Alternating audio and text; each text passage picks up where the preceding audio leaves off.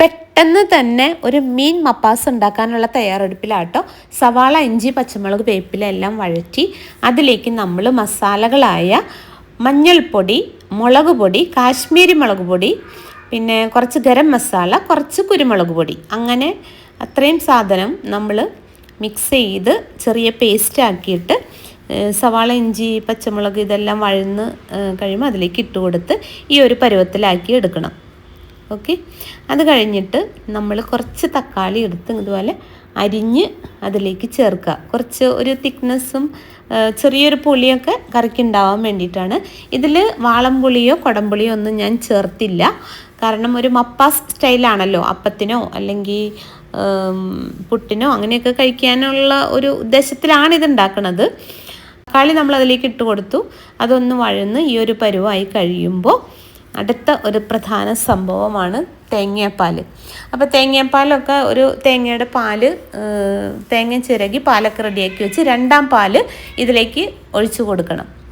ഒഴിച്ചു കൊടുത്തിട്ട് നന്നായിട്ട് അതൊന്ന് മിക്സ് ചെയ്യുക.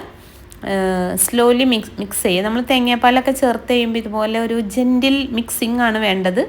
എന്നിട്ട് അതിലേക്ക് നമ്മളിതൊന്ന് തിളയ്ക്കണം. തിളച്ചുകൊണ്ടിരിക്കുമ്പോൾ മീൻ കഷ്ണങ്ങൾ നമ്മൾ അതിലേക്ക് ഇട്ട് കൊടുക്കണം. അപ്പോൾ തിളയ്ക്കാൻ വേണ്ടി നമ്മൾ റെഡിയാക്കി വയ്ക്കുവാണ്. അപ്പോൾ ചെറുതായിട്ട് അധികം ക്ഷമയില്ല, അതുകൊണ്ട് ചെറിയ തിള വന്ന് തുടങ്ങിയപ്പോഴേക്കും മീൻ കഷ്ണങ്ങളൊക്കെ അതിലേക്ക് നമ്മൾ ഇട്ട് കൊടുക്കുവാണ്. എല്ലാ ടൈപ്പ് മീനുകളും ഈ ഒരു മീൻ മപ്പാസ് കറി ഉണ്ടാക്കാൻ പറ്റുമെന്ന് എനിക്ക് അറിഞ്ഞുകൂടാ. പക്ഷേ ഇങ്ങനത്തെ പരന്ന ടൈപ്പ് മീനുകൾ ഒക്കെയാണ്. അയില, മത്തി അതൊന്നും ഇങ്ങനെ പറ്റില്ല. കരിമീനൊക്കെ ഇതിന് പറ്റും. സിലോപ്പി, കരിമീൻ, പിന്നെ ആവോലി അതൊക്കെ ഇതിന് പറ്റുമായിരിക്കും. അപ്പോൾ എന്നിട്ട് അത് തിളച്ച് ഒരുമാതിരി ആയി കഴിയുമ്പോൾ നമ്മുടെ ഒന്നാം പാൽ അതിലേക്ക് ചേർത്ത് കൊടുക്കുക. എന്നിട്ട് ജെൻറ്റിലായിട്ട് മീൻ കഷ്ണങ്ങളൊന്നും ഉടഞ്ഞു പോവാതെ ജെൻറ്റിലായിട്ട് ഇതുപോലെ സ്ലോലി ഒന്ന് ഇളക്കി കൊടുക്കുക. എന്നിട്ട് വീണ്ടും തിളയ്ക്കാൻ വയ്ക്കുക. കറിയൊക്കെ തിളച്ച് കഴിഞ്ഞപ്പോഴാണ് ഒരു സംഭവം മനസ്സിലായത്.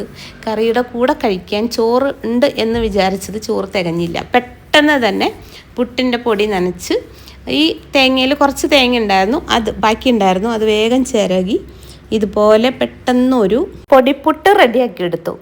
അപ്പോൾ ഇത് നമ്മുടെ കണപ്പുട്ടല്ല, പൊടിപ്പുട്ട്. ഇത് പുട്ടിൻ്റെ കൂടെ കഴിക്കാൻ ഭയങ്കര ടേസ്റ്റാട്ടോ ഈ കറി. അപ്പോൾ നിങ്ങളും ഇതുപോലെയൊക്കെ ഒന്ന് ട്രൈ ചെയ്യുക. അതിന് സൈഡിൽ കാണുന്നത് നേരത്തെ ഉണ്ടാക്കിയ മഷ്റൂം കറിയാണ്. അപ്പോൾ വീഡിയോ കണ്ട എല്ലാവർക്കും താങ്ക് യു സോ മച്ച്.